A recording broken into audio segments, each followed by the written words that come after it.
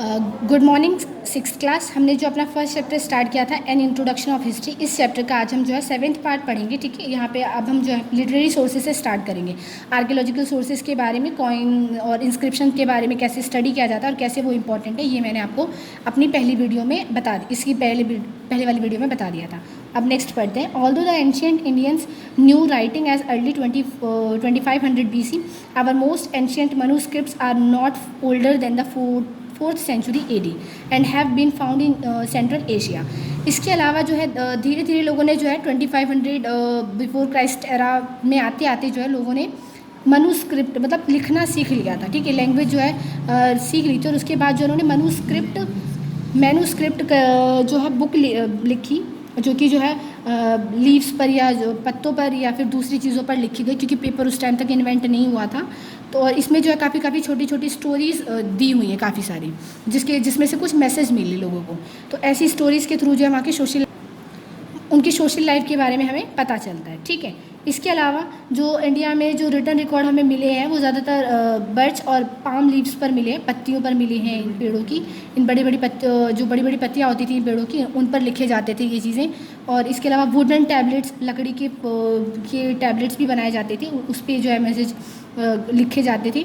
These were as good as printed manuscript when printing was not known, manuscript were valued immensely। और जब तक printing जो है बनी नहीं थी तब तक जो है ये मैन्युस्क्रिप्ट की वैल्यू बहुत ज़्यादा थी। लोग जो है इन पाम लीव्स और इन सब पर जो है चीज़ें लिखते थे, अपनी स्टोरीज या जो भी उन्हें डाटा लिखना होता था।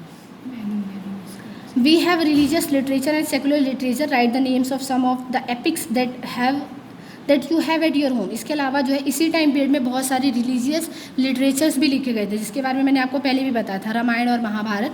ठीक है, तो यहाँ पे वही पूछा हुआ है कि ऐसी 2 एपिक्स के बारे में आपको बताना है जो कि आपके घर में भी अवेलेबल हो। ठीक है, तो इस क्वेश्चन का आंसर आपको करना है। ठीक है, earliest manuscript are found in languages such as, पहले जो पुराने के जो मैन्युस्क्रिप्ट थे वो हमें किन लैंग्वेजेस में मिलते हैं? पाली, प्राकृत और तमिल। इन सारे लैंग्वेजेस में हमें जो ये मैन्युस्क्रिप्ट मिलते हैं।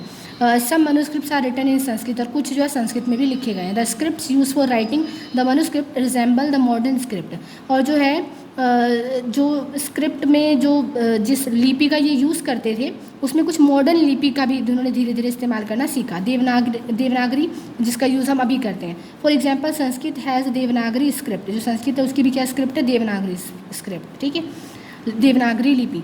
Without knowing Sanskrit it is difficult to understand the ancient script. अब बिना संस्कृत को पढ़े जो है बहुत मुश्किल हो जाता है कि पुरानी लिपियों को पढ़ना। The religious literature for the Hindus includes the Vedas and the epics. और जो रिलीजियस लिटरेचर में जो है वेद आते हैं, रामायण महाभारत, ये 2 एपिक्स आते हैं, पुराण आते हैं। ठीक है, although they throw light on the social and cultural condition of ancient times. आपको पता है रामायण महाभारत में जो है एक स्टोरी दी हुई है, तो इसके थ्रू ये पता चलता है कि किंग जो है उस टाइम पे क्या करते थे, या जो लोग थे उनकी लाइफ कैसी थी, वो किन चीज़ों का इस्तेमाल करते थे, कितने डेवलप थे, इन सारी चीज़ों के बारे में इंफॉर्मेशन मिलती है। It is difficult to make use of them in the context of time and place. और वहाँ की कल्चरल संस्कृति कैसी थी, इन सारी चीज़ों के बारे में इन रिलीजियस लिटरेचर के थ्रू हमें पता चलता है। ठीक है, इसके आगे से हम अपनी नेक्स्ट वीडियो में स्टार्ट करेंगे, जिसमें हम जैन और बुद्धिस्ट जो है लिटरेचर के बारे में पढ़ेंगे।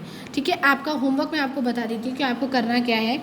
आपको जो है आपके बुक वर्क का ई पार्ट का क्वेश्चन नंबर 2nd, 3rd और 4th कर रहा है। ठीक है, बुक में फिल करना है ये आपको, और जितना मैंने पढ़ाया इसको आपको दोबारा रीड करना। अगर आपको कोई भी डाउट हो तो आप ऑनलाइन क्लास में पूछ सकते हैं।